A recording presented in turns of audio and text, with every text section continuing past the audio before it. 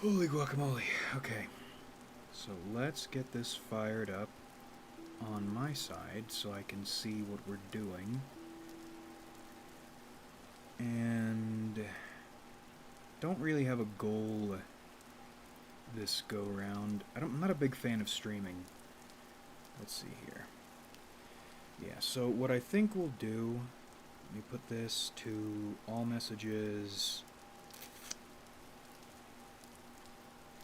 That's not working correctly, so let's fix that real quick. Let's see here. How about that? Does that work better? Let's see. So we'll exit out of there. Come back in here. Yeah, streaming never goes well, but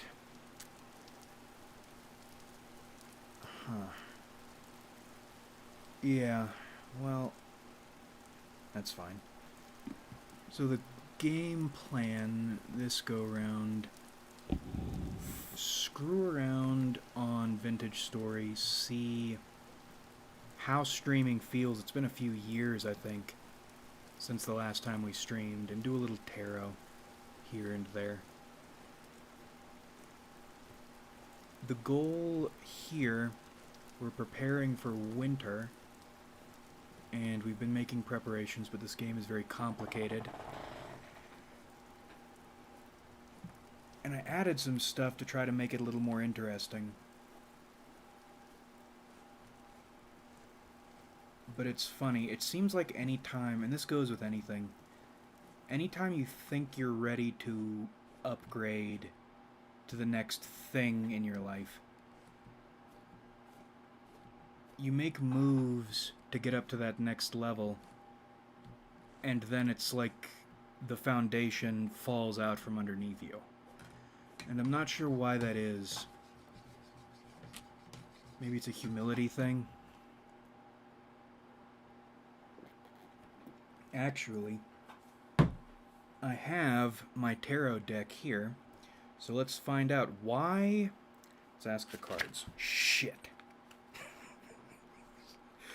Why is it always the case whenever you try to upgrade to something new and you feel you're ready for something new, your legs get kicked out from underneath you? Pray tell, why is that? Okay, so it's interference is the answer. And interference, in terms of cards, it's a lot of swords. You can look this up. Thoth deck, lots of swords. Purple is the color. Lots of different sorts of swords lined up parallel to one another with two swords crossing them. And in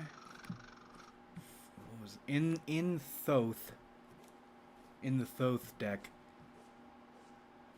wherever there are squiggly lines or ragged lines, I interpret those, or I take those to mean confusion, versus the windmills or very straight, easy to understand lines as clarity. So let's think about this. Interference.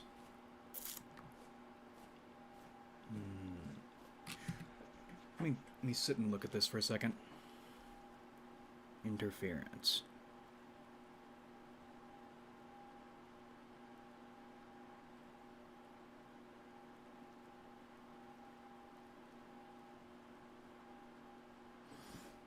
Well,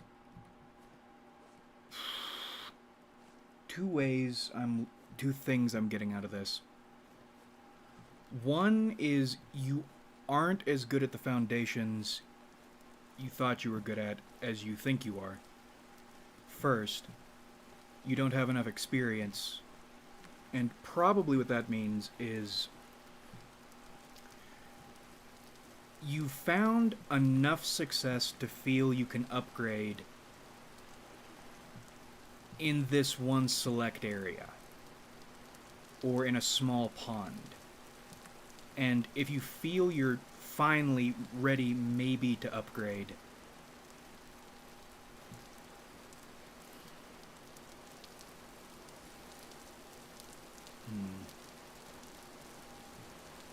ready maybe to upgrade.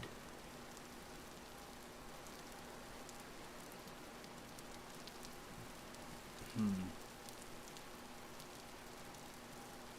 to think. I had a train of thought and then I completely lost it when we came up on that nifty little witch wagon.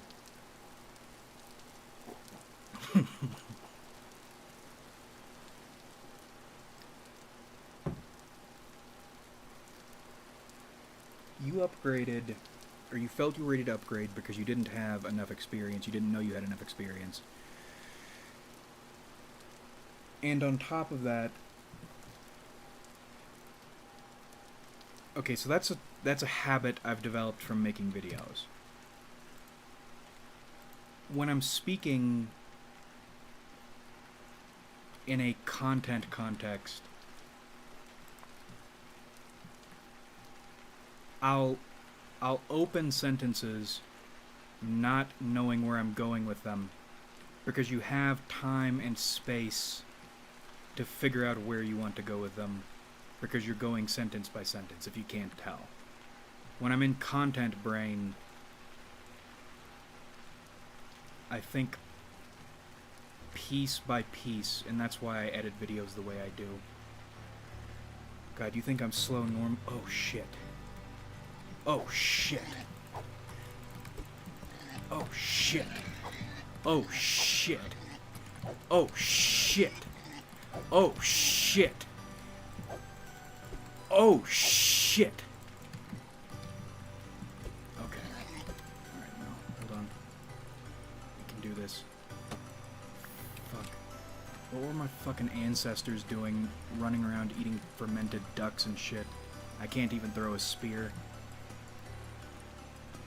Oh, that's sick. Oh, and we lost... Okay, no. Oh, thank God. Okay. Oh. Oh, no? Well, where was the dead one? Okay, hold on. Here we go. Alright. So we're preparing for winter. That's a save. We're preparing for winter. Gonna make a bunch of crocs. I learned what a croc is. You'll hear people say a crock of shit. And with context clues, you know, you have an idea of what a crock is, but you don't know. No, a crock is something our ancestors used to store food long term. Son of a bitch. Son of a bitch. Okay. Okay. Fucker. Oh, thank God. Okay. Alright. Bastard. This is what it was like living in the South, actually. Okay, no. Got the lesson. Okay. Here we go. I was thinking about that earlier, actually. I've been thinking about the South a lot lately. I didn't realize... I mean, I knew the hog problem was bad because it was bad where we were. But I didn't know it was bad. And I don't understand why there aren't more businesses, contractors, like the Blackwater of Pigs, set up to go destroy and devastate all of these awful creatures, if there are that many of them. But the problem is, I like pigs. I like boars specifically. They're really cool. And you see one in person and you watch it get speared and you watch it die. They're really big as far as pigs go. I mean, really big. Front-end loader big. Jesus Christ. time is it? Okay. Yeah, I don't understand why... Oh, we're starving to death? No, there they are. Oh, there's a rift here? Oh, okay. I don't see the rift. Where's the rift? I'm getting shot. I'm getting sniped. The fucking Vietnamese. Okay. I like this game a lot. I didn't think I would. One of the things I... There he goes. One of the things I wanted to make a video about was the way this game is not really a survival game. It's more of a learn a bunch of really specific solutions to problems game. Oh, thank God. Okay. And it also feels really good to throw a stick and hit something. Okay. Let's see here. Let's ask the deck another question. I kind of got off on a tangent because I got... When I do tarot readings, I need to sit here and stare at the cards and fuss with it and zone out and get angry and all these things. It's a process. So doing it live, especially without aids, I do have aids, so if someone buys, or yeah, if someone ends up buying a spread, then we'll have to do it. But it doesn't make for the best entertainment. Maybe. I don't know. I want to put more streams on this channel. So let's think here. What are we missing? Us, generally. Ah, we're missing Abundance, Three of Cups reversed. So let's look at this. Maybe we'll do an ASMR thing. We got the nice rain in the background. You don't need to see. I can paint the picture for you. Three of Cups Abundance. It's a watery pond out into the horizon, but then there's an off-white sky. It always reminds me of ivory in older institutions or something like that. And then you have these chalices covered in balls, but they remind me of cherries. There's a fruit thing going on there. And then you have stems. To me, in cups, they always look metal. So you have these brass, coppery stems on these flowers going down into the water, coming up and out, and then pouring some liquid made of light into those cups. And I've always interpreted the upright version of this card as indulgence. Well, obviously it's abundance. But there's also a sterility to it. It's a little cold, but not as cold. It's interesting. Two of Cups, which is love. That one, despite being the love card, I've always found to be very sterile. And maybe that's a mixture of my outlook or cynicism, plus the Thoth deck's attitude, which is kind of cunty. This is a really sassy, shitty deck. It's funny, though. It's really funny. So what does it mean that we reverse the card? Abundance reversed. What are we missing? Well, one way to look at it would be we aren't contributing anything. We aren't putting in enough to produce abundance. What we want is to receive abundance, but we're doing nothing to create abundance. And not just abundance for ourselves, but abundance for others too.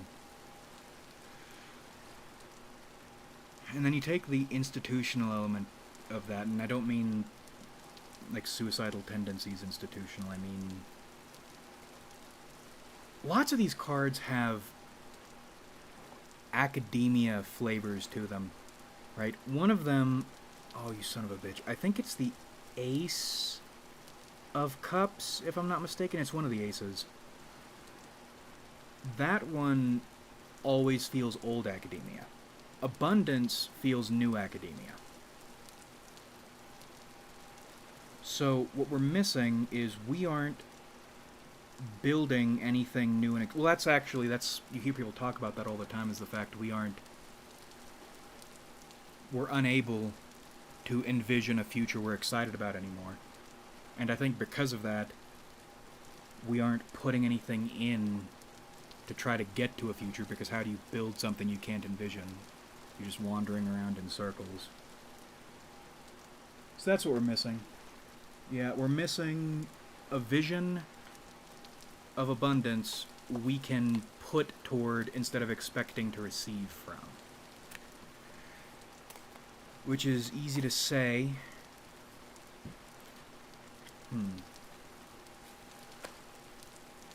I really would like to be able to invest in something. I don't understand why.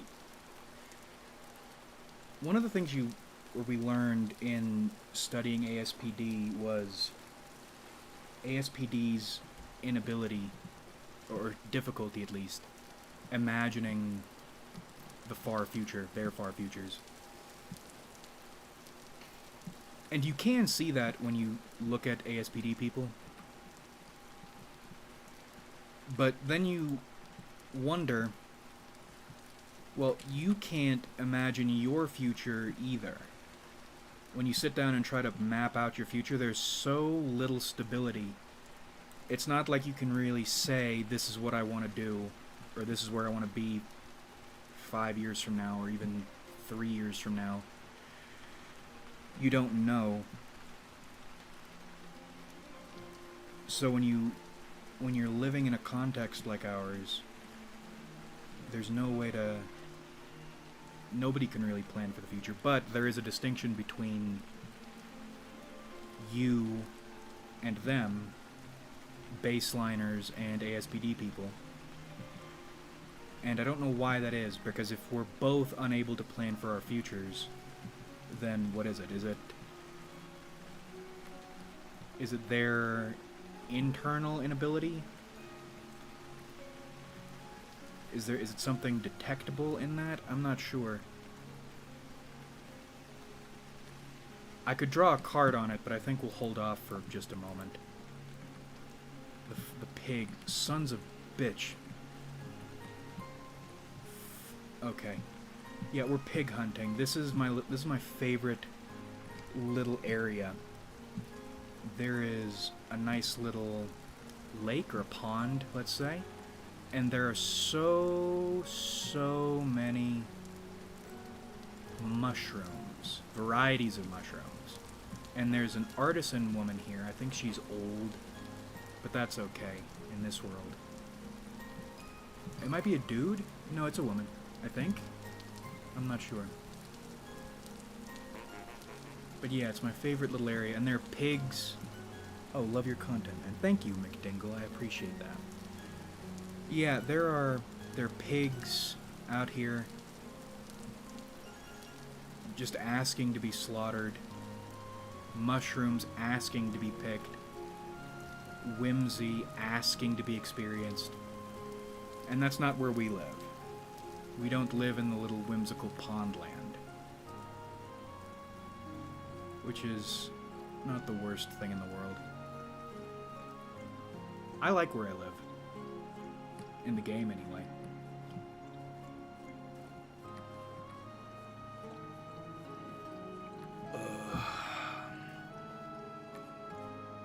We'll get back to the house, and then we'll draw a card. I think we will draw a card on the ASPD thing, because that's been on the mind too. When you're making content, especially over a long period of time, you start to pick up on the sorts of people who show up here and follow your stuff. And I'll never understand the demographics or why people like what they like. As in, I to this day I haven't been able to make sense of the lesbian thing. Like, why? I don't.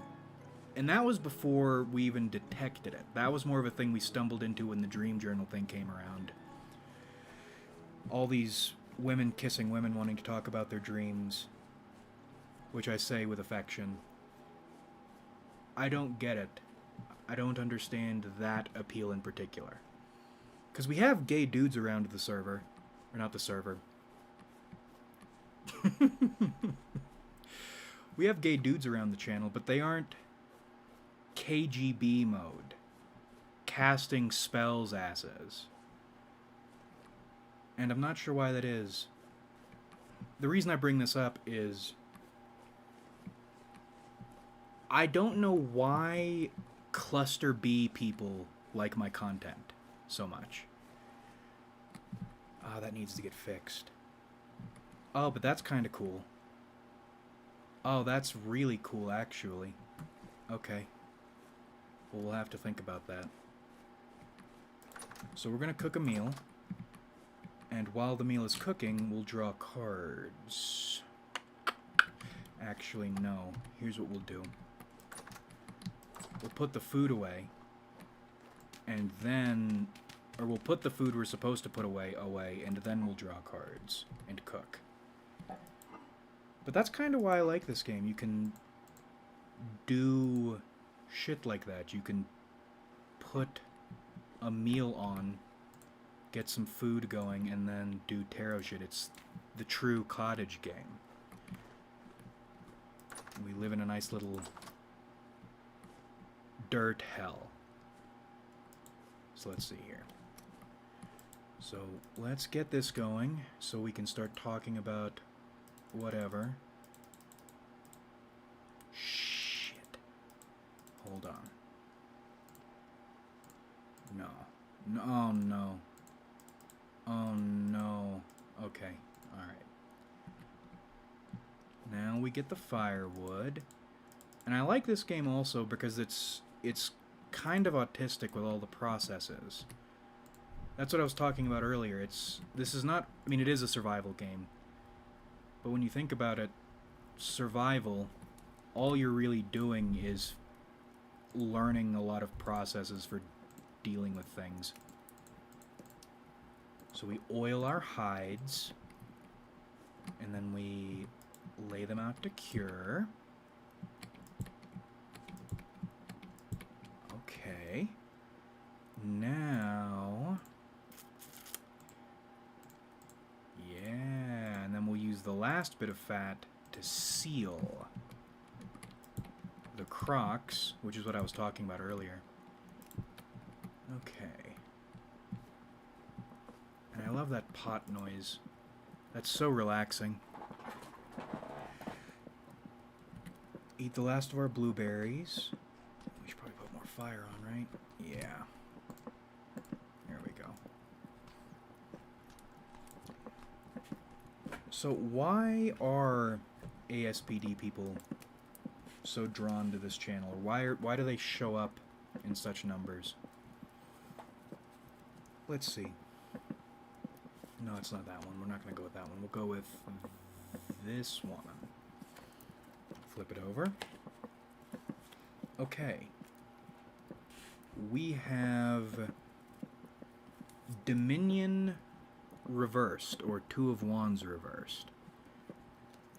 Now, I don't see this card very often. One of the interesting things you realize when you get into tarot is if you buy into it, there must be energies or something, waves in the background. Because when one card starts showing up, you start drawing that card very often. Recently, I think it was Power, Four of Wands, Four of Discs. It's one of the fours. That one's been showing up, or was showing up, a lot. And that gives me shit, because that's such a hard card to read, at least for me. Adjustment used to be a hard card to read. Dominion doesn't show up very often. That's the reason I'm saying that. But I wonder if something in the background, if people are supposed to be receiving those messages from those cards, if that's what the deal is, or if it's more like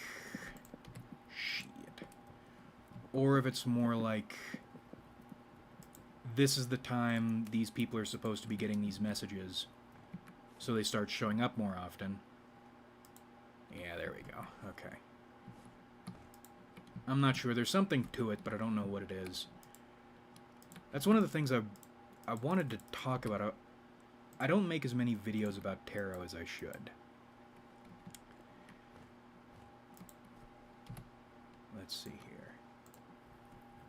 Fuck. Why did I do that? Okay, 16...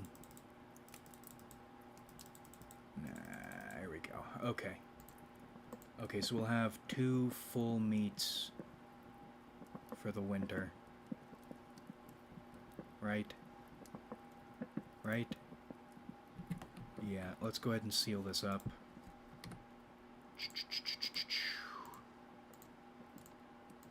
We're not doing too bad when it comes to winter prep so far, anyway.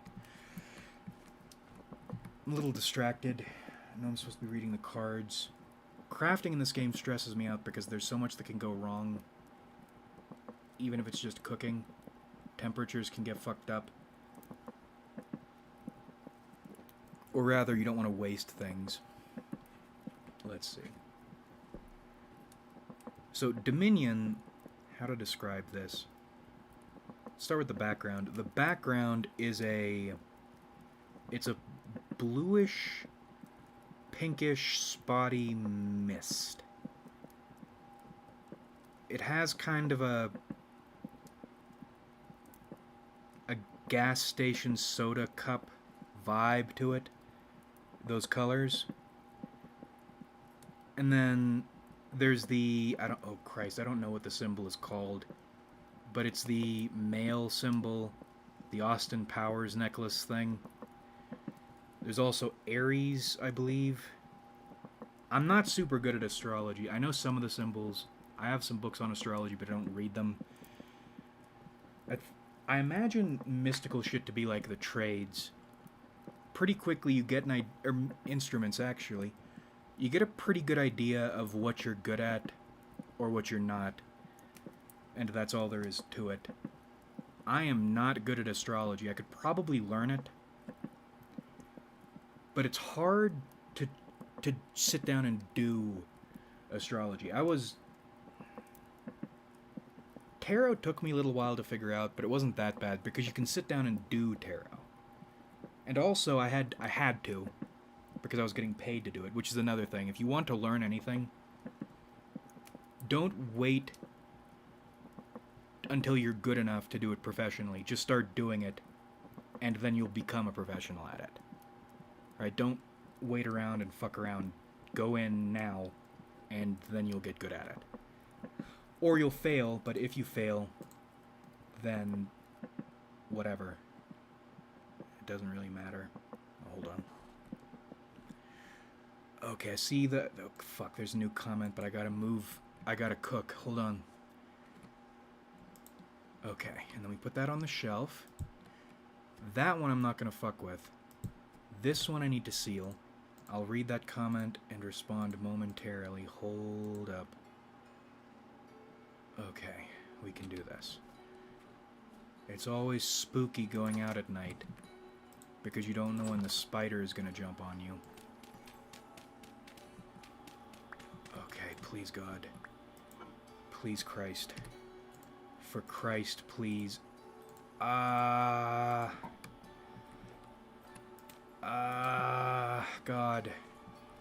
Please, God. Please, God. Don't attack me. For Christ, please. Okay. Alright, there we go. Do you think people with ASPD are drawn to your content because they resonate with it in some way? If so, what would it be?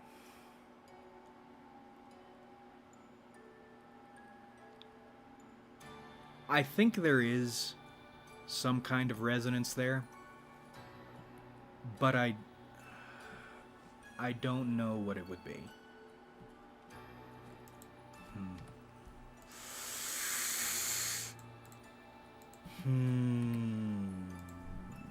Well, I think the card...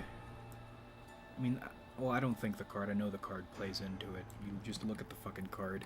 It'll tell you. Hold on. Let me put this shit away. Let me organize. And then we'll get back into describing the card, and then we can talk about it a bit more. Jesus. Jesus. Too many bones. I don't want to put the feathers in there. I'm trying to keep all this stuff organized, but there's... I guess we're going to have to put it in there. I don't see another option. And we'll cook that. Okay.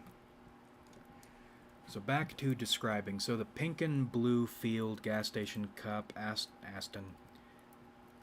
Austin Powers logo, Ares the Ram thing on the bottom. Then you have a layer of...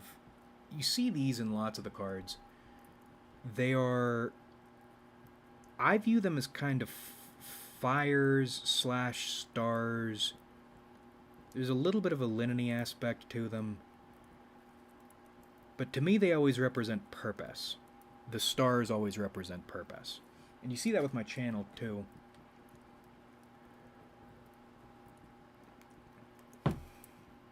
There's something about stars that are important, and that's a weird thing.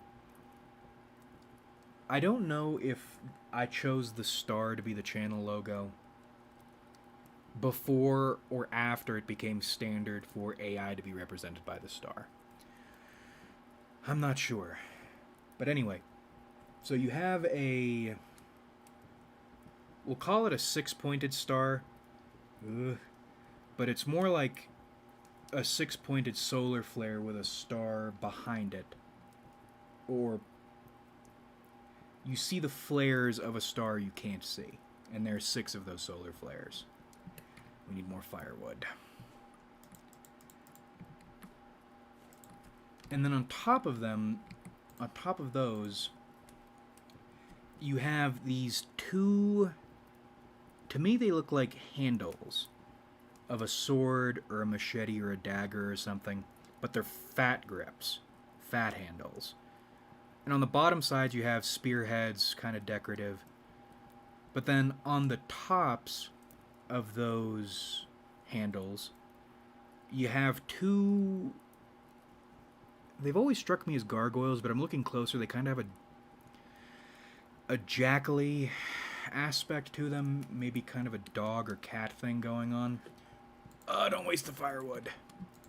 Okay, put the firewood away. And then on their heads, there is a... what is it? Horses. Horses on top of their heads. That's another thing I like about tarot reading, is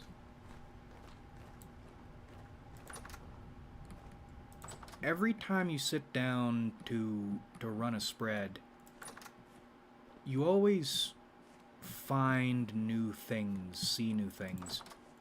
And I'm glad that Ballantree talked about that, because at first, maybe it's me, I have a feeling other people might feel this way, but you feel stupid reading tarot and realizing things, because the moment you realize something new, you also realize this is something I didn't know before. So how was I, or how were you, reading spreads correctly if you didn't make this connection before? But that's the thing, right? And that's the tangent that I meant to get on earlier. You're not supposed to know everything about tarot. In fact, you shouldn't even conceptualize yourself as a tarot reader, right? Because it's not about you. I don't think there's such thing as a good tarot reader. Well, I mean, there are plenty of bad tarot readers or bad tarot reading practices. But even with a quotes bad tarot reader, you need to think about it in the context of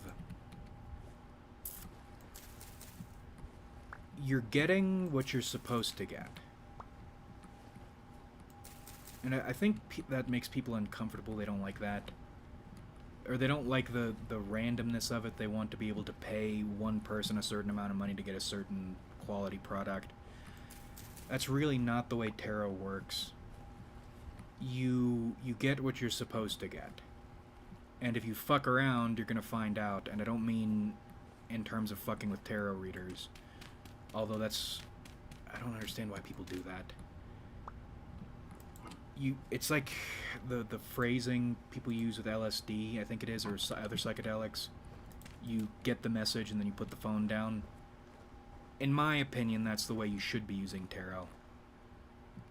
You get the message, whatever message it is, from wherever you're supposed to get it, and then you put the phone down for a while. And I like doing the what's it called? The PDF reports, so people can go back and look at their spreads. You get a lot more out of reflecting on spreads that you sit with for a month than you do with running spreads repeatedly, although I understand it's kind of hard not to sometimes. It's like porn addiction, but with the cards. And I'm only half joking there. Some people kind of go crazy with it. You gotta be careful with that. Oh, that's a lot of berries, but we'll go through all of them. We'll go back out hunting to the little witch place. There were still some VC hiding out there. Okay, hold on. Back to the card. I keep getting off track. So, I hope you have the picture in your mind. You have these crossed, fat grip daggers, or arrows with the spearheads on the bottoms.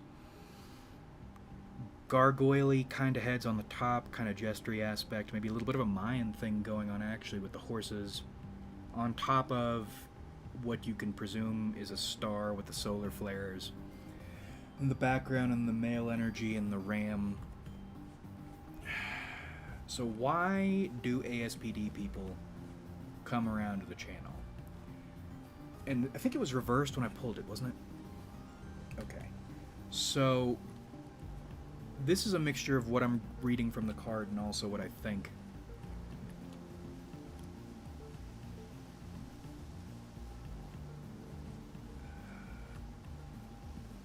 In all of them is this... And that's another thing about ASPD which is fascinating. I don't know how aware all of them are of it. Right? And what I'm talking about is their competitiveness, or their conquering gaming aspect. You know, fighting to win. Because some of them... I think with ASPD, at some point, they have to develop self-awareness, because if they don't, then they're fucked. But it seems like a lot of them, some of them might realize that they are this way, but they don't realize the extent to which they are this way. Because it's non-stop with them. And I don't think they mean to do that. I mean, one of the things they always talk about, or lots of them talk about, is wanting to get control of this side of them. And they'll talk pretty extensively about it, and you'll hear stories from their childhoods or their younger years and how fucking wild they were, dangerous they were. And yeah, when you compare what they were with what they are now, yeah, they are a lot more reasonable. But that dominion aspect, and dominion, good word from the card, separate from conquest, to me, the way the word dominion feels, there is a territorial aspect of it. Conquest is going out and taking territory. Dominion is enjoying your having territory. Sociopaths do have that dominion aspect to them. Well, it's more like a cycle, isn't it? It's because they'll be in conquest mode. They'll want to go out and get something. And they'll get it. Sons of bitches. Oh, I found you. Okay, hold on. Oh, boy. Oh, boy. Oh, come back. Oh, no. Oh, God. Oh, God. Oh, no. Oh, please. Oh, God. Where are you? Oh, no. Oh, you bastard. Okay, hold on. No, we can do this. We just have to... Africa Max. Just run it down, right? Where are you? I hear you. Okay, I have the tracking. Right? Oh, and I lost him. I need to just burn all of this down. I need to destroy all of this nature to make my killing of animals easier.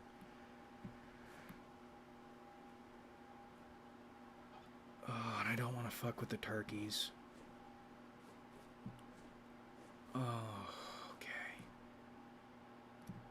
Was that... You know, he probably went up the mountain a bit. I mean, well, I know he went up the mountain a bit.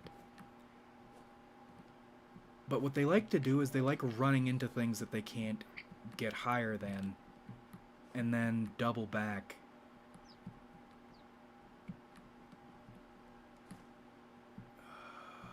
Okay, hold on. I hadn't speak in parentheses. I know where I was. We were talking about conquest and dominion. We're hunting. Hold on.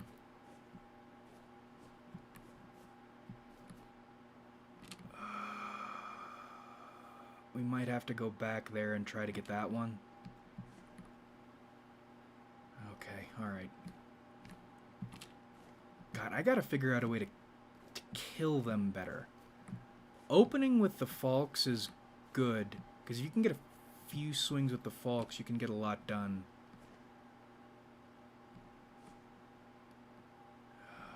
Okay, alright. So conquest versus dominion. Cycles, right. So they'll start with boredom, and then they'll want... And that's another thing, I feel like they don't enjoy very many things. I mean, I'm sure they do. It feels to me more like when they're dealing with boredom, it's more about quieting the boredom and its consequences than it is about enjoying anything or doing anything, right? Because they'll go into conquest mode, they'll do really risky shit or abusive shit, and then they'll enjoy, once they've gotten this thing, they'll enjoy it for a while. They'll enjoy dominion over it for a while. And then the crushing, soul-crushing pigs, the soul-crushing emptiness will come back.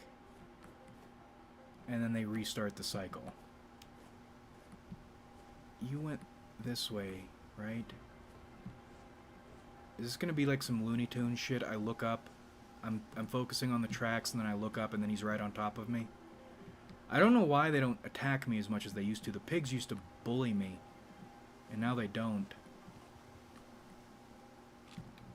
Okay. Where are they? Oh.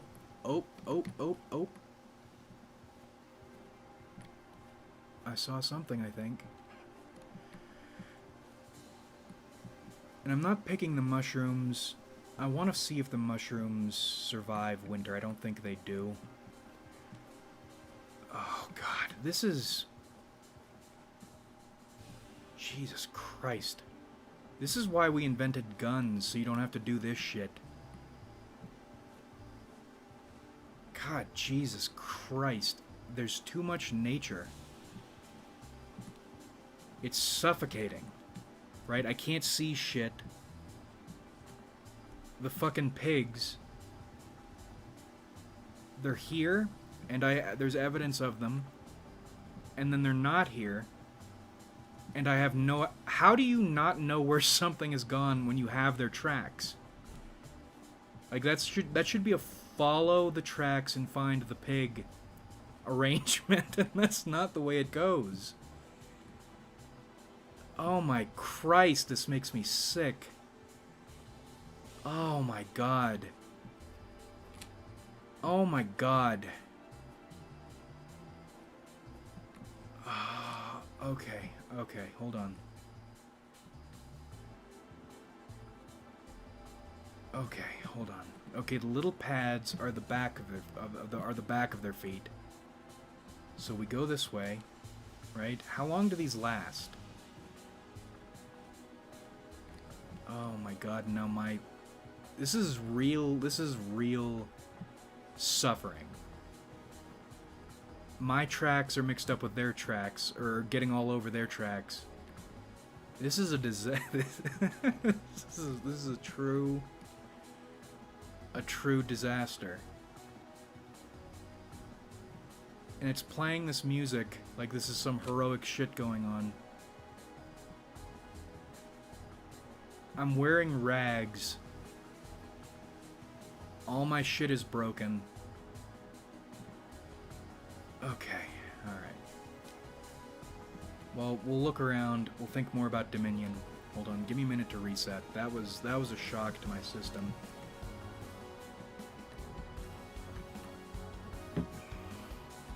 So we established the Dominion and the Dominion cycle. They go get things, they enjoy the having the things, and then they get bored immediately. Because it's more of a hunger than it is enjoying anything. But then you reverse that.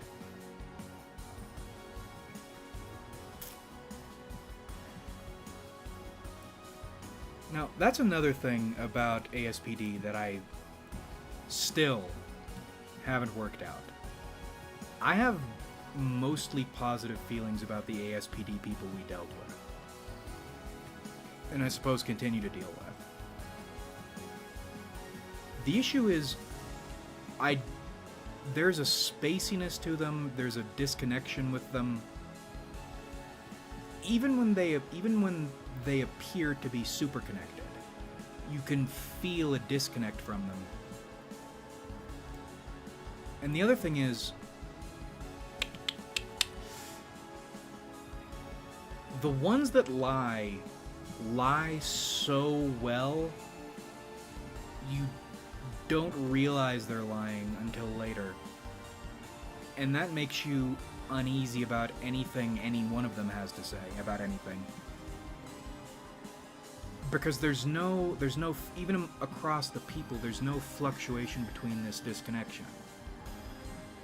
And similarly to the way for self-defense purposes, you learn INFJ tells, even if a person isn't an INFJ, you can detect what sorts of people or what sorts of types and individuals around based on their mannerisms or habits or tactics. I guess you develop ASPD tells. You can smell that disconnect.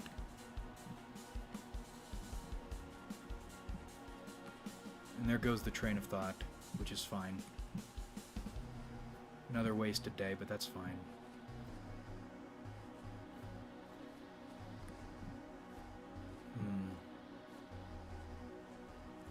The reason I'm talking about this, or the reason I'm bringing this up is,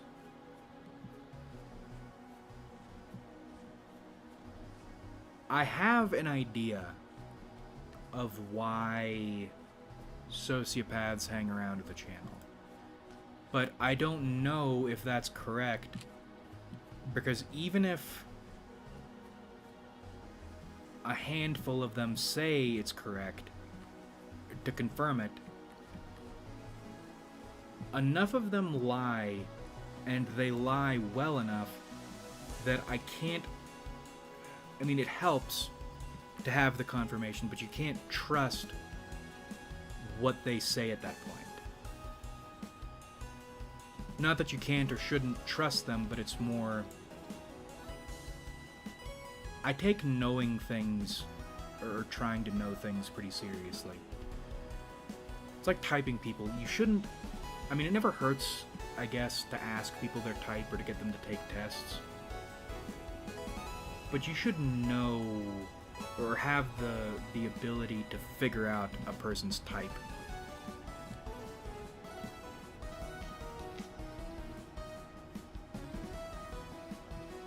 As in, or what I'm saying is, you shouldn't need external confirmation to know things.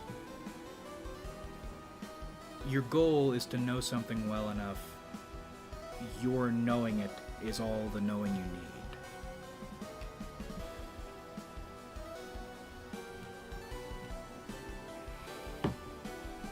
Now,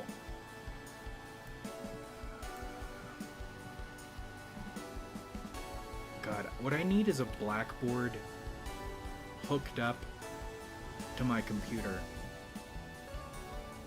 Which I guess we could do with the Canva, but I'm not set up to do that right now. I think part of it is... I think part of the reason sociopaths gravitate to the channel is sadism. And I don't mean that... I don't mean that in a mean, malicious, they're bad people way. I mean it in a... They like watching me feel bad way. For some reason. I have a feeling that's part of it.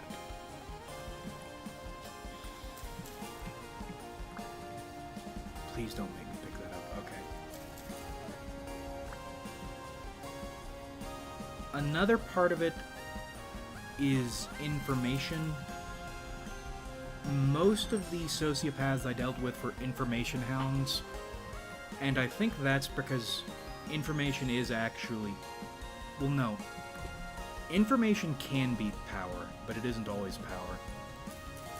But they feel like it's power, so they like learning shit, so they can feel stronger and better protected.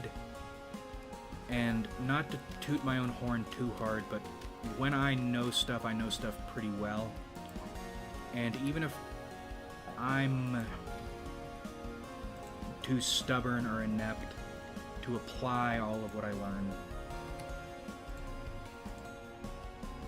I think motivated people can use information I put together well. So that's part of it, and especially because we focus on the psychology stuff, and it feels like a truth people don't talk about enough.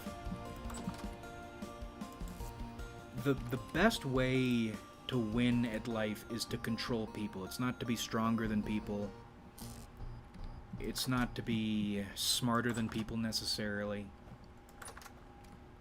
It's all about how well you know people so you can control them and make them do things for you. I think that's part of it, because we focus on typology, which is...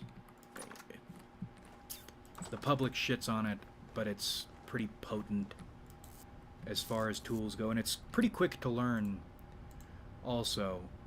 It doesn't take that long to pick up typology in a way you can use rather well.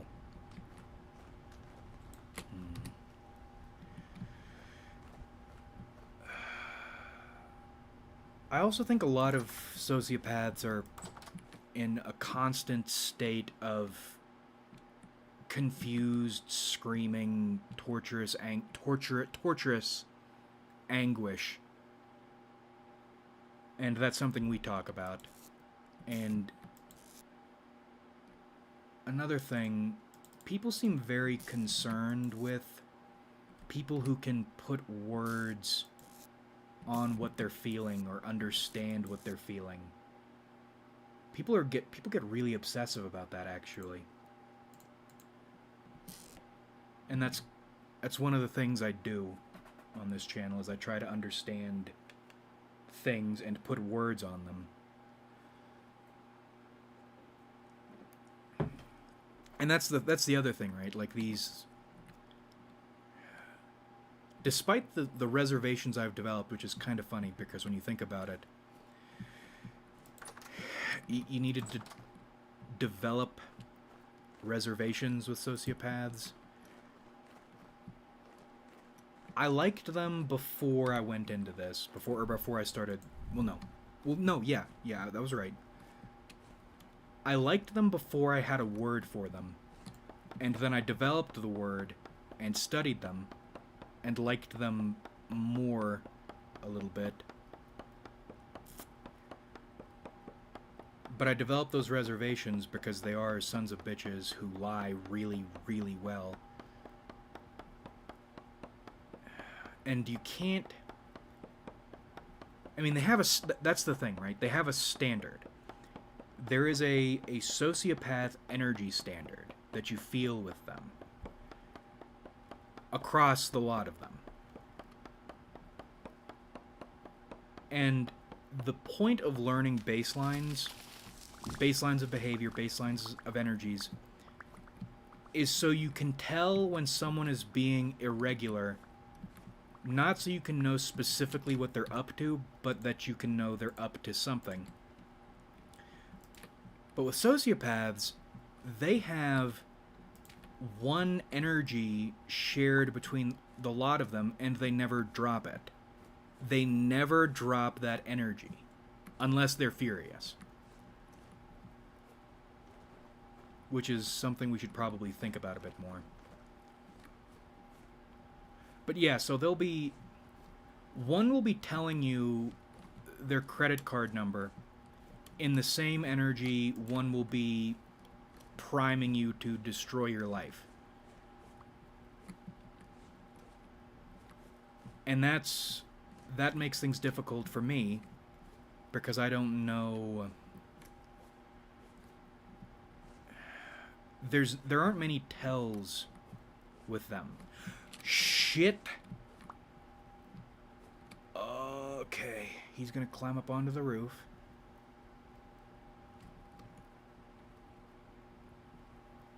Oh, where did he go?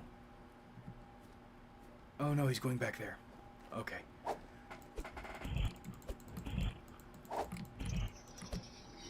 Okay, alright, no, we're good. That spooked me. I hate these things. I hate those things. Jesus.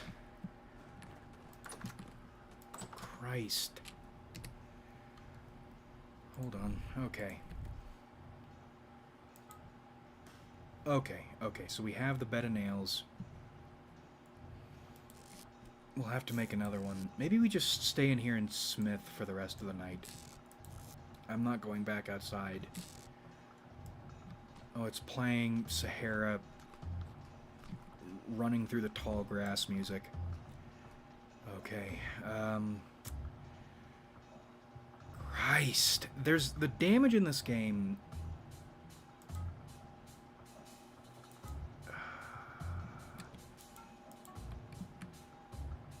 The enemy design and the damage in this game, and how quickly you can die, and how, unlike in Minecraft, dying hurts. Oh, okay.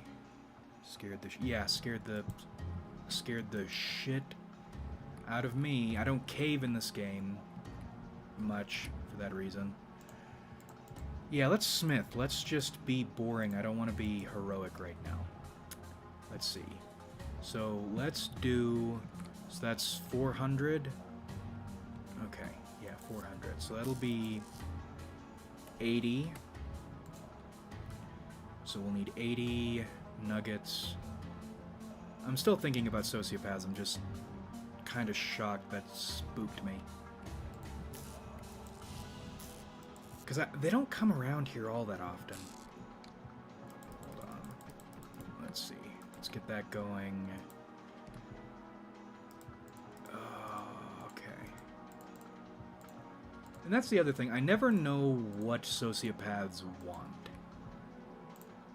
I mean, they'll surprise you with their generosity and their cooperativeness. They will do everything people say, society says, and like fucking wrinkle faces, like reading rainbow haircut bitches will say they shouldn't do.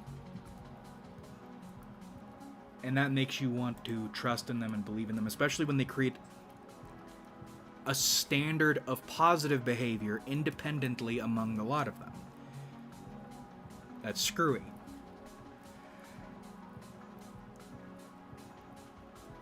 But then they lie, a few of them lie, and they do it in the same... with the same face, with the same candor, with the same energy. They were giving you all this truth and positivity.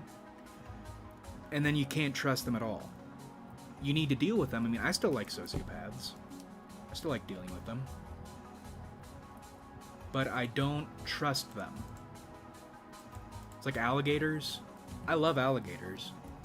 I love an alligator. God, alligators are really great. But you don't trust alligators. Or at least the trust... That's another screwy thing, trust. What the hell is trust?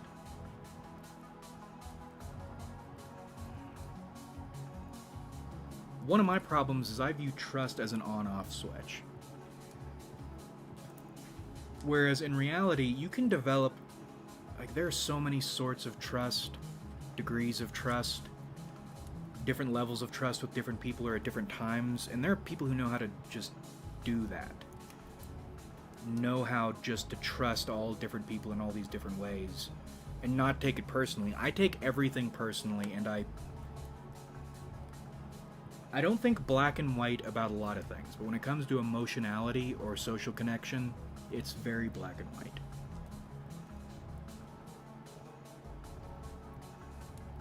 And they know how to play that really well.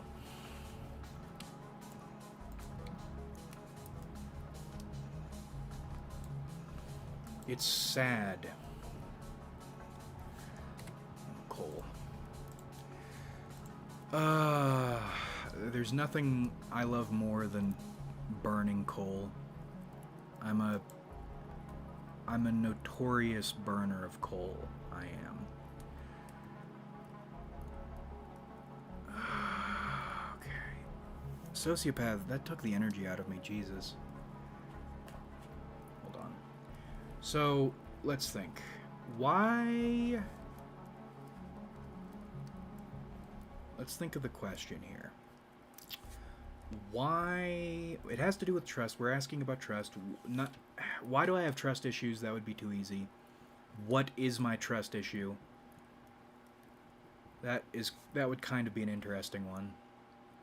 Do we need to spend another? Please, God, don't make me spend another.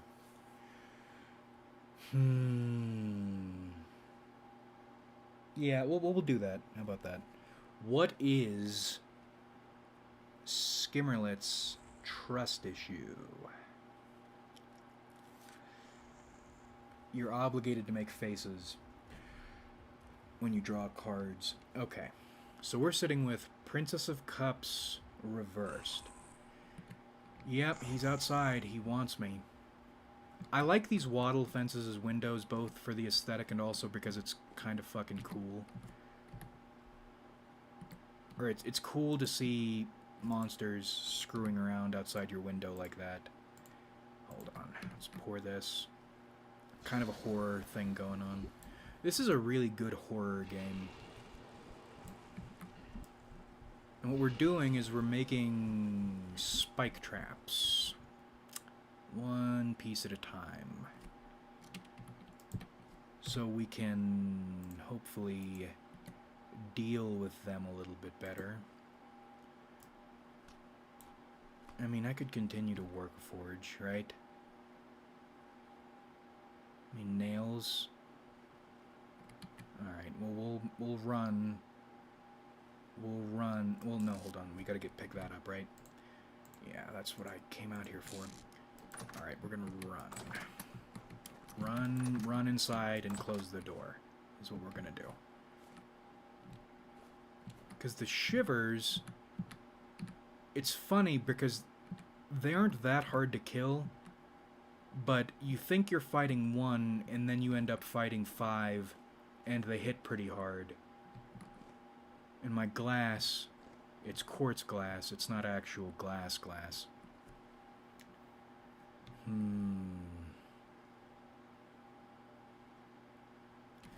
what I was gonna do. So, the Princess of Cups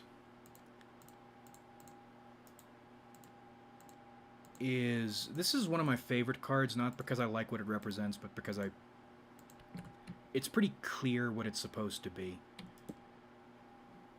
Oh, I love this game. My house is so cozy. It's so cozy. What time is it? 23? Okay, we'll sleep. So the Princess of Cups, it looks like an underwater setting. Blue water, there's a deep abyssal aspect to it. There's a fish, looks kind of like some waves or something. We'll pause the game for a moment. And then you have this ghostly woman in a long dress or robe or something. And it looks kind of like a tissue. Along the bottom, they look like gemstones, but they also kind of look like D20s or something. Along the ridge of the bottom. And you know what a tissue looks like when you snot it up, and then the sides of the tissue are kind of splayed out. That's what the dress looks like. It reminds me of oysters for some reason. And then it's worn by this green woman. She looks dead. She looks either like a rusted bronze, but she looks really dead, sickly, ghostly. And this is a very ghostly card. She has a swan on her head. There's a fish behind her that its eye is the same symbol that's on her dress, which I never really noticed before. There's a flower. She's holding a flower, actually. I thought that was attached to her dress. I didn't realize she was holding it. But she's holding what looks like a shell, a seashell, with a little bitty turtle on top of it, inside of it. Little turtle with a big shell that it doesn't really fit in. And it reminds me of motherhood, this card does. I always interpret this card as a failed maternity. A woman or a man inhabiting that feminine aspect, that maternal aspect, wanting to protect someone. Either you're protecting someone innocent, someone small, or you've been protected by a woman or a man in this energy, maternal figure, who died or couldn't sell it. There was something really wrong with them. When I was doing tarot for the sociopaths, this card showed up a lot, which is interesting. So we reverse it. What is Skimmerlet's trust issue?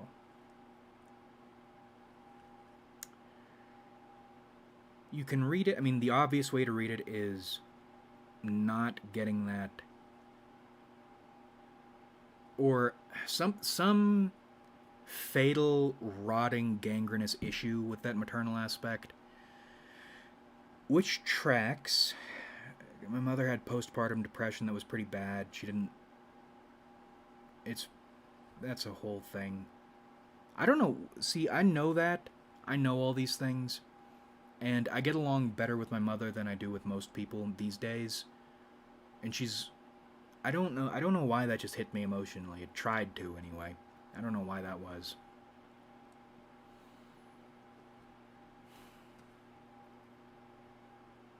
No, that's what it is. Okay, my trust issue is I don't want to let anyone.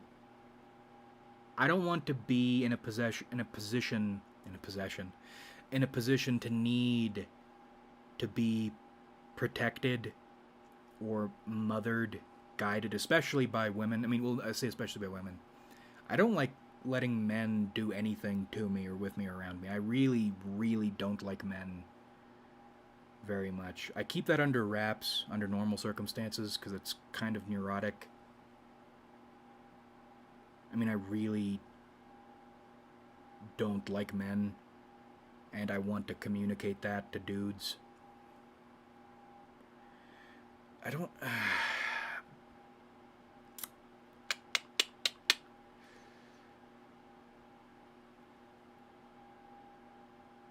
I don't want to be... I don't want to be in a position to need a figure like this, because it's almost more painful to receive rotting or rotted or failed or diseased support than it is just to suffer on your own. Because not only are you suffering at the hands of this person who's trying to help you, but also you feel like you're burdening them, like you're taking things from them that you shouldn't be.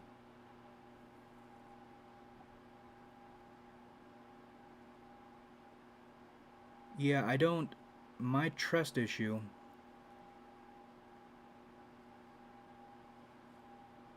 It doesn't work, and it never ends well, and I never want to be in a position to want it, much less need it. I already knew that, but the cards know it too. They're just gonna let you know it. I'm gonna run to the restroom for a second. Hold on, let me make sure this works. So we'll put the... Oh, okay. No? So that needs to come... Yeah, okay, that needs to come up here. I'll be right back. And then we'll do more tarot. I'm gonna get a drink, too. You're gonna hear me piss, probably.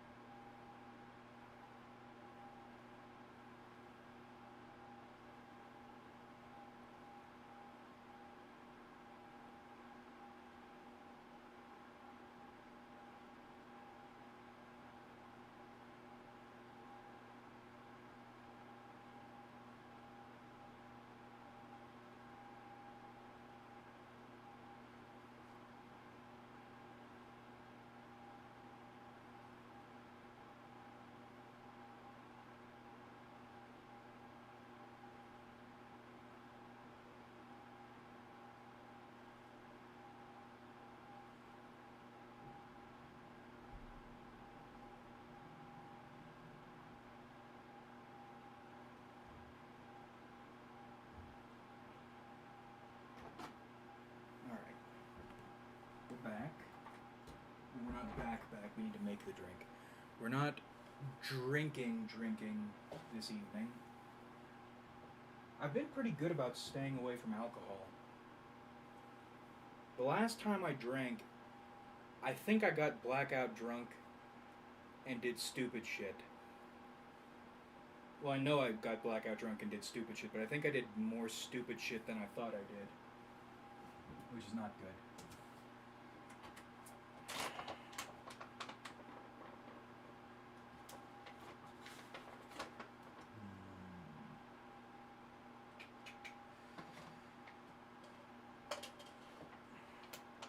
But what saved me, I think,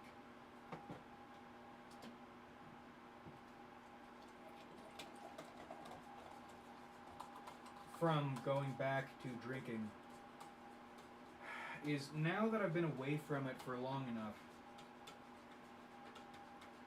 when I get fucked up drunk,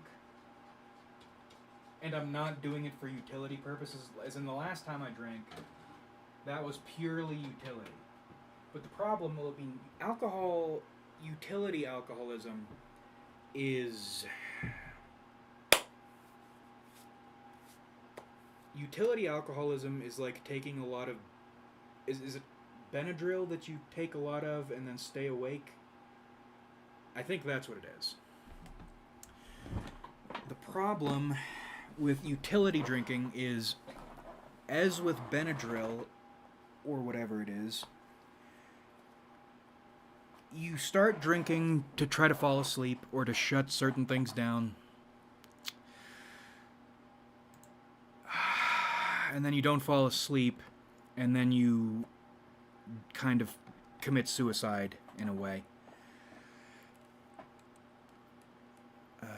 And that's the funny thing, right?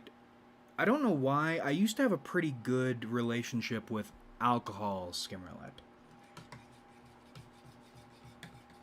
But ever since I had that, I mean, it wasn't always great. Blackout drunk, you're gonna do stupid shit, but I got along with myself pretty well.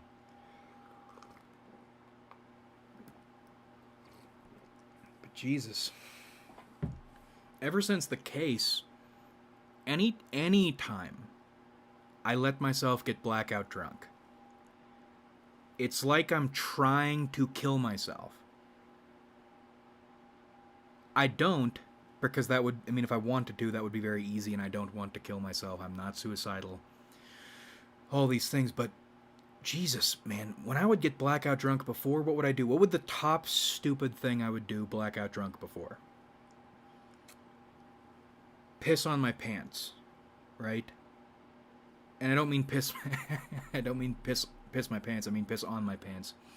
Take them off and piss onto them. That Dimitri Martin joke, the location from forever ago.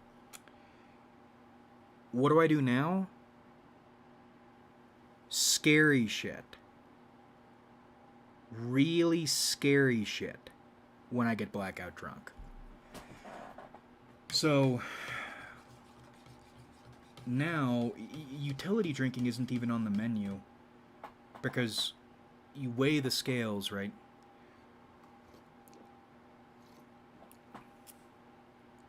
I am ingesting this to deal with this potential problem. But if I ingest this, then this other thing is a potential cost. And in the past, that potential cost, not even a certain cost, potential cost, would be something like you piss on your pants. Now, it's scary shit, and it's a certainty. It's not a minor chance, it's a certainty.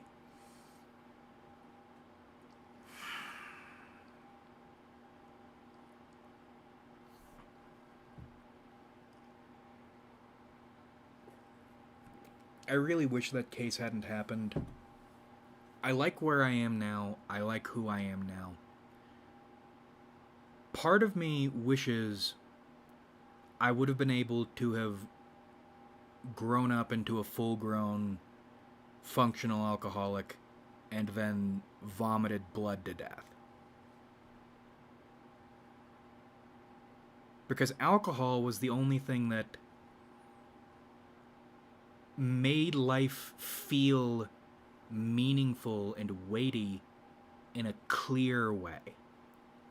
In a switch flip way. No searching, no going out in the woods with a radio and tuning for frequencies and not finding anything. Immediately you have purpose. You don't get that anymore. It stinks. Did we sleep? I think we slept.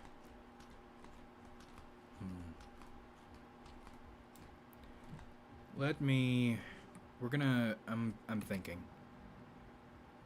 Oh, they're outside still. Okay. One of my biggest One of my biggest fears in entertainment is being a streamer who streams for 3 hours and there's only probably 15 minutes of talking the entire time. Wow, that was lucky. Okay. One of the things I'm happy about, and I'm surprised that I actually have this muscle still. I developed this when I was drinking and streaming a lot. Getting into the habit of just talking about anything. I'm talking right now, and I'm not even really thinking about what I'm saying. And I would do this for hours, even when nobody would show up, because I mean, it was a self-defense thing, it was an ego thing, it was an entertainment thing. If people were to go back and watch my VODs, I would want them to have things to listen to, instead of just some long-form nothing.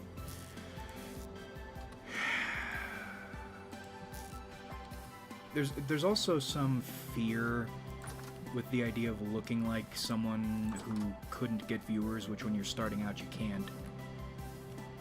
But also, there's something... That's what the patheticness is. It's really pathetic feeling, anyway. To be a small channel streamer and you're streaming, and you have no viewers, nothing is happening, and you're just sitting there stewing in your loneliness and sadness, and then one person you probably don't know shows up, and then immediately you sit upright and try to engage them in conversation, which is really pathetic. You never, even when you have one person, you never play to your audience. That gives them power over you. You never, ever play to your audience. What I would do, I would just talk, and talk, and talk, and talk about nothing for hours. So, if someone were to stumble in, it would probably seem kind of psychotic. This person's just talking as if people are listening for hours, but there's nobody there. But I'm sure that adds to the entertainment factor, and one of the things I'm mildly proud of is a dude... if you get into YouTube, you shouldn't collab with people. At least long term. Don't try to make YouTuber friends if you're producing things together. That never goes well. Having pals who do YouTube, that's fine. And one of these dudes was a pal who did YouTube, English dude. And God, he made really good videos, and I wish things would have turned out better for him. Because people lose heart. Anyway, he tried streaming, and one of the things is you want to support people you care about, but you also don't want to support them too much because it makes them feel bad. Or maybe it doesn't. Maybe that's a me thing. We were just talking about that. That's one of my things. Is that a bear print? No, it's a hog print. Okay, hold on. Okay, so they're hogs this way. Hold on. Hogs this way. Hogs that way. Okay, hold on. I'm haven't lost my train of thought. We're just hunting. Went this way. Okay, there go. Oh, are those deer tracks? No, those are hog tracks. No, those are deer tracks. Okay, alright, so back when we were hunting hogs, we were actually following deer. Am I retarded? Oh boy, okay. Anyway. You want to support your pals, especially in an entertainment context. You also don't want to overdo it and make them feel bad. Anywho, I jumped into one of his streams, and he'd showed up to my streams a couple times, and he was doing exactly what I was doing. Just talking, because speech is free. And I was really happy about that. because it may. I mean, I didn't tell people why I was doing that at the time. I was a little more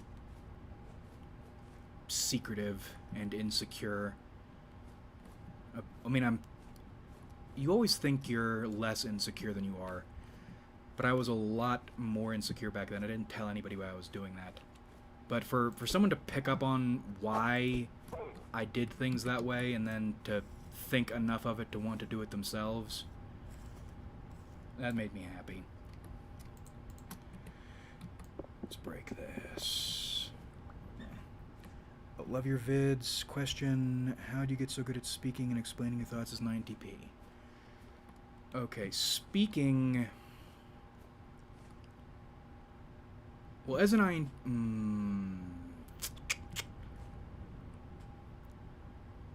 YouTube, you have to speak, and we were talking about with the streaming, you develop it's a skill, right? This is not something you read a book to learn, although it can help. You do it, and you do it, and you do it, and you do it, and you're not even really thinking about it.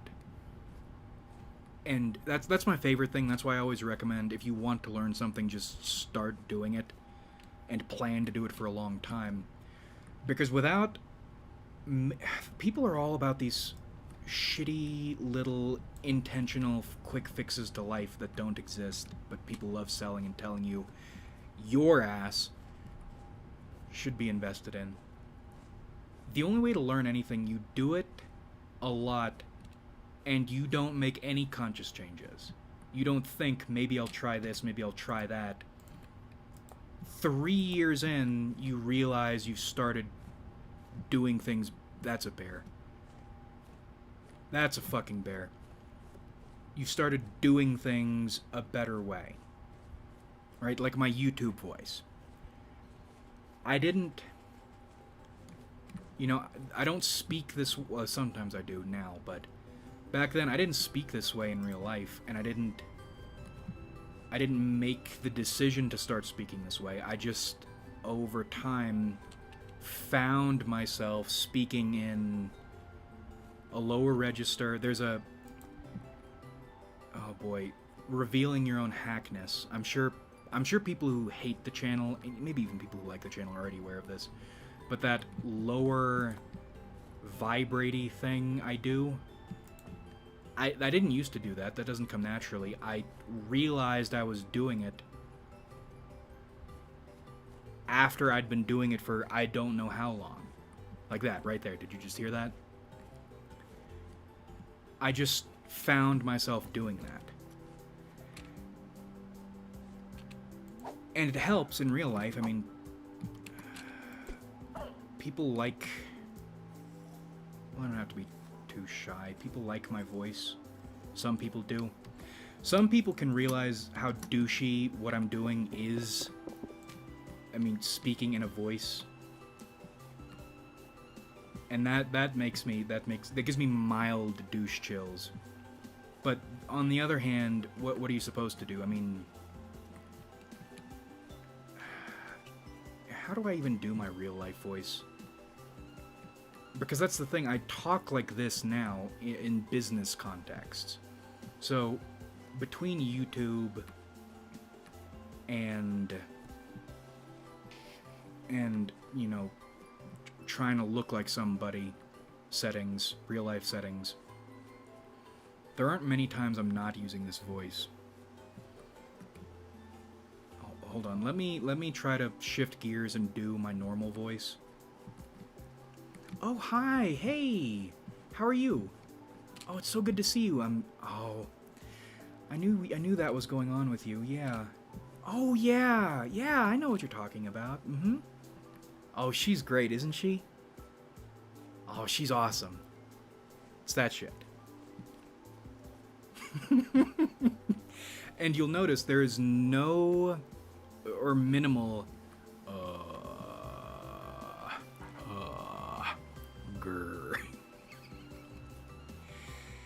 There's none of that in there, because I'm trying to sound my job requires me to sound like a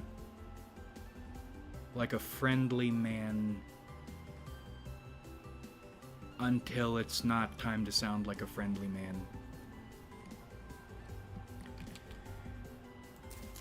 And then the other part of that question would be, what would it be? How do you I'm assuming you mean articulate your thoughts. Well, English degree, people like shitting on, people make a big deal about shitting on degrees, getting a degree. I got great value out of my degree, and even despite the price I pay for it, I don't regret it. If I had to go back and do it again, I would do it the way I ended up doing it. I made some really bad decisions at the start, but if I could go back and just make those, and they weren't even that different, but if I could just make those better decisions from the very beginning, I would be a lot better off. Not costing me a lot of money. Jesus, it's only midday? Christ. Okay, well, I guess we're gonna go hunting over here then. Anyway, English degree, that helps. Because what you're doing when you're getting an English degree or when you're writing an English paper, what they're teaching you to do, people think, when they hear English degree, they think you're paying to read books. That's stupid. Why don't you just read books by yourself? Or they'll think something like, okay, you're learning to write stories, well, you can just... Do you need to pay all that money to write stories that are not going to get published? Who reads? What they're really teaching you to do is... put together a thought. Gee, man, wow, one short, one long, that's great. Okay, there's a wolf. Hold on. So, when you're developing this English skill set, it ends up being helpful in lots of other places. I mean, that's probably one of the reasons I'm good at job interviews, is I know how to sell an idea using lots of other shit. But that's another thing. I mean, yeah, the English degree plays a role. The skill plays a role, but that's another thing. You can go... I mean, most of my videos from back in the day are available on my channel. You can go back and look at how, in the past, I didn't know how to put an idea together. It's...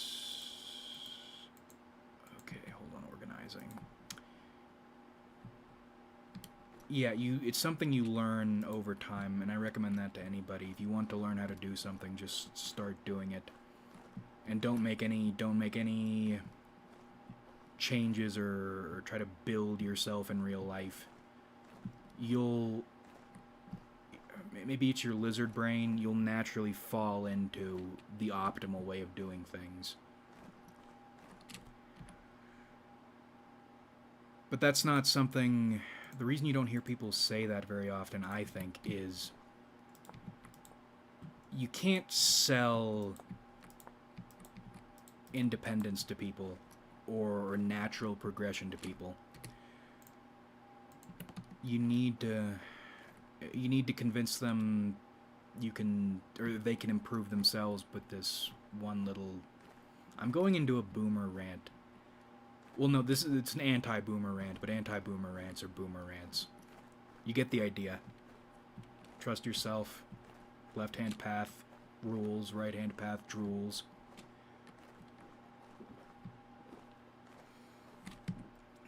Let's draw a card for the boomers.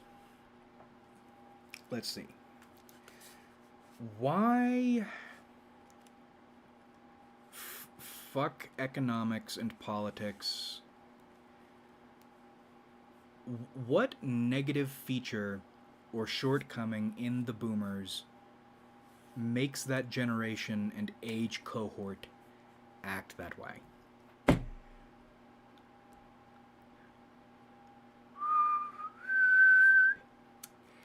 Okay, Prince of Discs.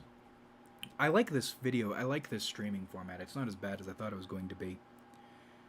Wow, and I'm drawing, because I'm drawing physical cards, my online cards look different in terms of shading. So, the Prince of Discs, there is a golden disc shapes. It looks like he's in the gold dimension. There's spheres, pretty designs, kind of like bandana designs, but they're golden, yellowish. There's a ring, a black ring, and within that ring is lots of gold baubles. They kind of look like, I think they are fruits, but they're golden. And then there is a dude on a black chariot. And there's a bronze bull pulling it, and it looks pretty motivated. And there's a dude riding it, and he's bronze too. He's got kind of a regal thing going on. Hold on. Quartz. Excuse me. Oh, I like that sound. I don't play with headphones, so I don't get to hear it very often. Hold on.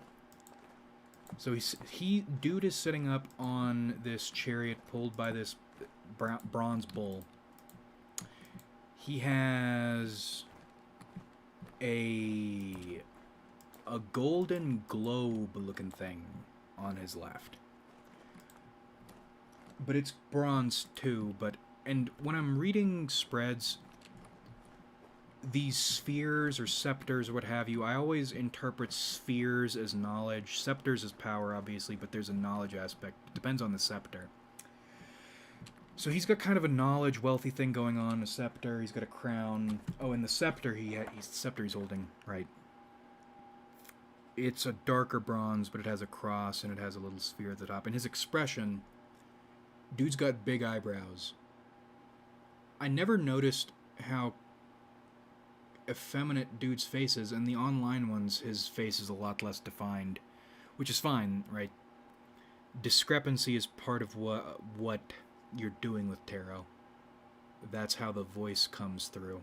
And he's wearing a gray helmet, same color as the chariot and the sphere in the back, the circle in the back, with a bull on his helmet, but with wings behind the bull's head. But that's gray. That's fascinating. I like this card a lot because it's another one that's pretty easy to interpret. Let's look at this for a minute and think about the boomers. Why are they such poison? Or what is their poison, I should say. Although I don't like them.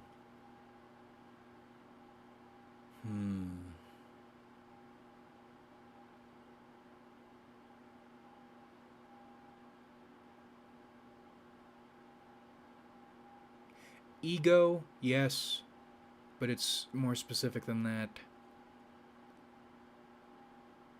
Boomers really like to feel themselves, but they've never needed to earn the right or the ability to feel themselves for themselves. That's what their problem is. And they feel they're owed, alright, the flexing. Poisonous boomer flexing.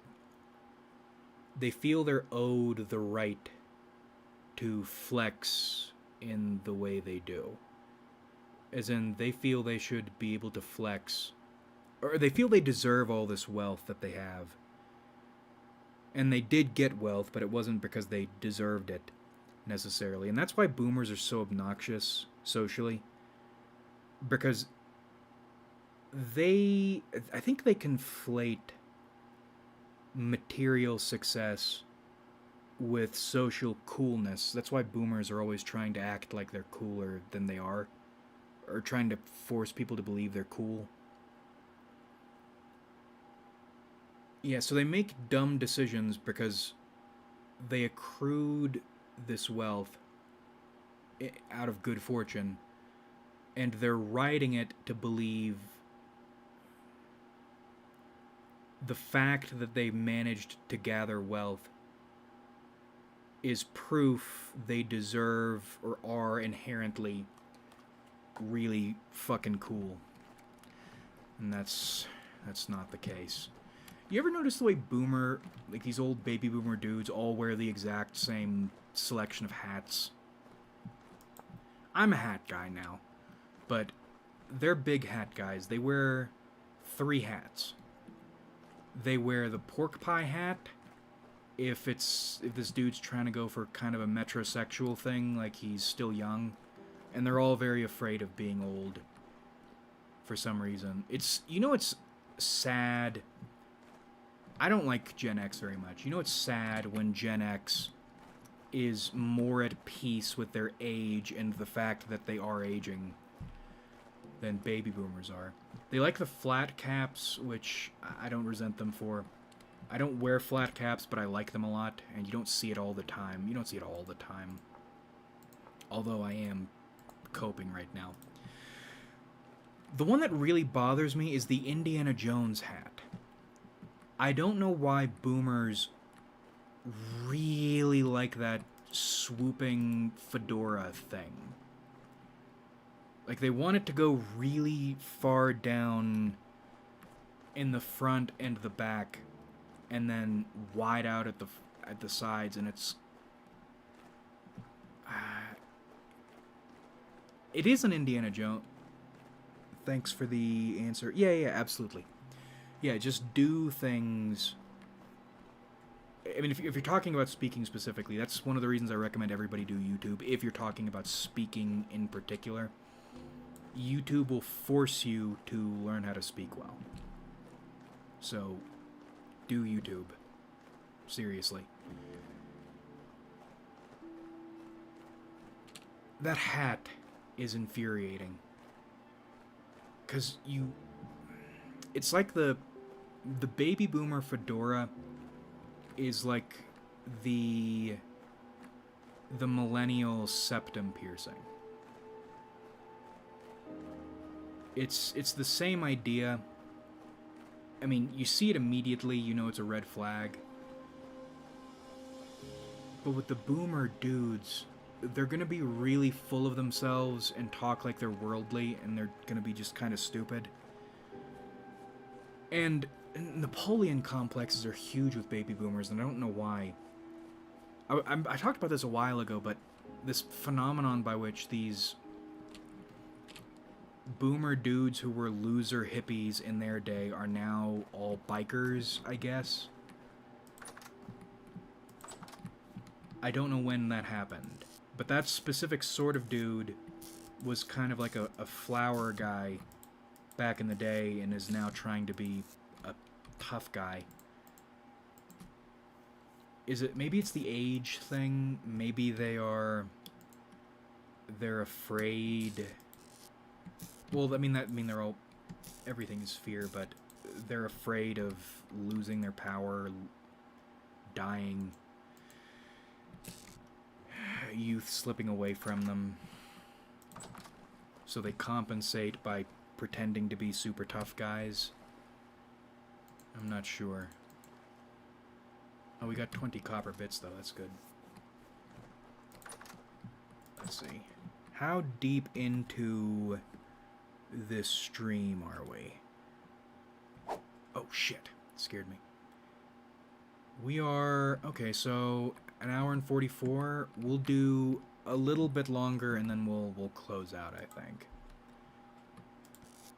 Let's see. Yeah, my goal was to get, around an hour or something. The fact that it went on for almost 2 hours without issue, I'm kind of surprised. Streaming is a lot of fun. In fact, streaming, in my opinion, is one of the most fun things you can do as a content creator. The reason I don't do it is it's hell, and the worst things that will ever happen to you in your content creation career will happen while you're streaming. And not as a result of your stream. It's always the worst shit in the middle of your stream. So that's why, I mean, I don't... God. It was so painful. Jesus, dude. After... I think the last time I really streamed... I know it wasn't the last time, but the last time I really remember clearly. It was Christmas. Yeah, because I was just getting into tarot at the time. I put together a stream, and I wanted to do like a Christmas stall thing. I had the Christmas music. Oh man, maybe that would explain why I'm so weird about the holidays these days. Well, no, part of it, anyway. I wanted to do a Christmas stall thing, get the vibes together, everybody happy New Year, whatever. It might have been New Year's, but I think it was Christmas. And the dudes who called the cops on me and changed my life permanently and had convinced a lot of people that they were doing it to help showed up in that stream and were being kind of ugly. And yeah, that hurt my soul pretty bad. Because you already won, right? I know I was a piece of shit when I was a kid. Yeah, and I should have known better. But you won, right? I was mean to you, or I was not a good friend to you. Fucker. And I look like a cop killer now. That's what people look at when they, or see when they look at me. Trying to get an apartment, trying to do this, trying to do that. Cop killer. Or cop fighter. And then, like, you won. And you even they even managed to convince people that that was a kindness they were doing, a friendly thing they were doing. And then to show up where nobody else is looking and then revel in it. Yeah, that really took me out of the desire to stream, because that was embarrassing, because that was, at that time, I wasn't at a point with tarot, I wasn't even close to a point with tarot I was confident about it. And hold on. Yeah, so it was just embarrassing. Like, these people who fucking really permanently beat me, to come in and start mocking me about something that I'm already insecure about.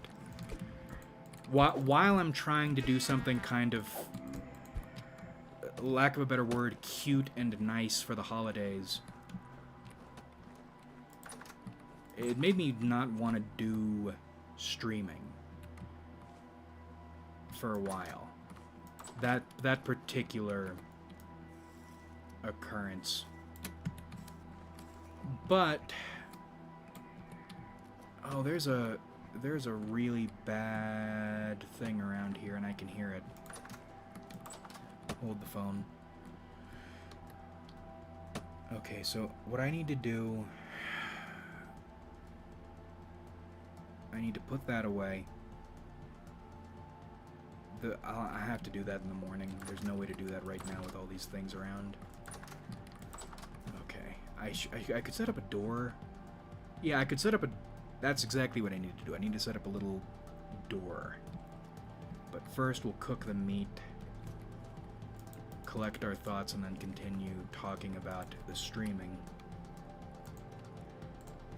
Streaming is a lot of fun.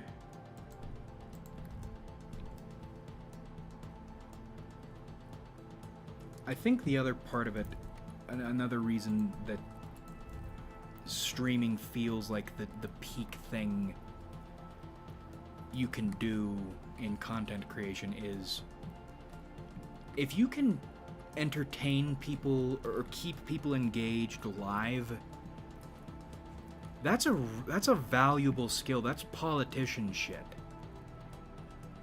And one of the reasons you do YouTube, outside trying to, quotes, make it or whatever, if that's even something you want, it's skill development.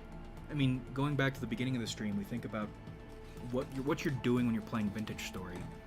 You're not playing a survival game, you're learning how to solve a bunch of very little problems.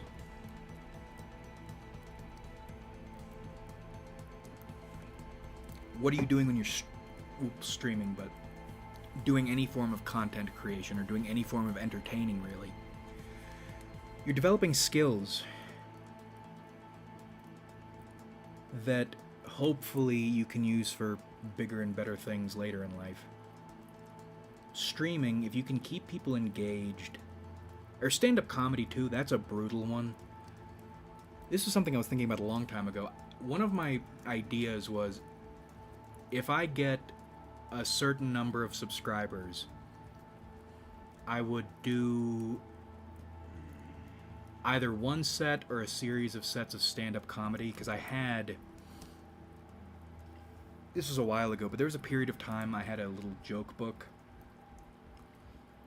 and I mean, I didn't really have any special goals with it. I mean, there were people I looked up to, people I wouldn't have minded interacting with, but the problem... I can't even do it. I can't hide... Yeah, I was gonna go into a thing about how the guy I looked up to invited me on stage, and then I shot him in his face. No, I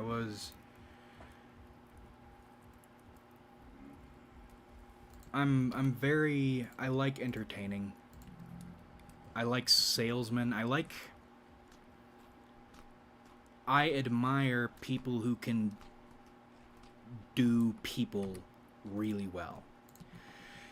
Right, and I'm not social guy, I'm not fun at parties guy. So the only way I can throw my hat into that ring is to be entertaining guy. And there have been times in my life I succeeded well enough as entertaining guy, actually. And it feels really good. That's another thing. People, you notice when people talk about how much they appreciate likes when their comments get bunches of likes. One of my comments got a bunch of likes on Reddit. I remember exactly what it was. I was going to try to play it cool like I didn't remember. I made a Monty Python joke on Reddit when I was a teenager. And that's exactly the caliber of person I was. And that got a lot of likes, because of course it did. And that felt so good. It felt better than receiving love, respect, and admiration from friends and family. That felt better than winning every video game or whatever. Yeah, and I was done. Life over right there. Give me lots of attention. That's what I live for. That Applause song by Lady Gaga. Yeah, that was it. Oh, that's gonna light off if I'm not careful. And he's trying to... Son of a cunt. Motherfucker. What the fuck? Where the fuck? Like, how many? Oh, my voice. Oh, that was voice cracks. But that's okay. That's okay. I completely lost my train of thought, but that's fine. attention feels really good. Attention feels satisfying. Part of the reason you do YouTube, or streaming, part of the reason streaming is the... I think streaming is like... or good streaming, I should say, is like the stand-up comedy of nonsense online entertaining.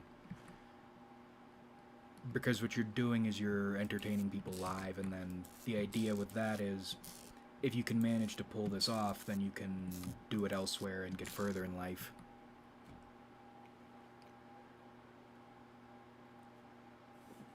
There's a temporal storm approaching. I guess we could go up the mountain. Yeah, let's go pick more berries. Yeah, we'll go pick more berries, and then we'll go up the mountain. And... Right, okay. Where am I getting shot from?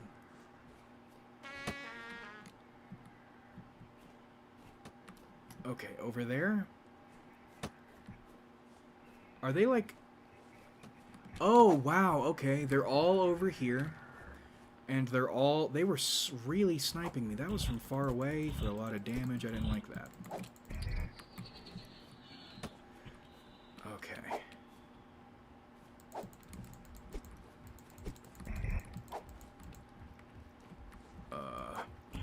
The enemy designs in this game are really neat. But yeah, those things would have killed me if it were night and earlier. Those are the dangerous things I was talking about. They jump you. Oh, oh, yeah, winter is here, isn't it? I should probably get to that. I mean, I could make more... Oh, man. Hold on. Okay. I think we're gonna cut it here. My voice is dying, and I have run out of things to ramble on about. But this was fun, this was nice. This was not the misery I thought it was going to be.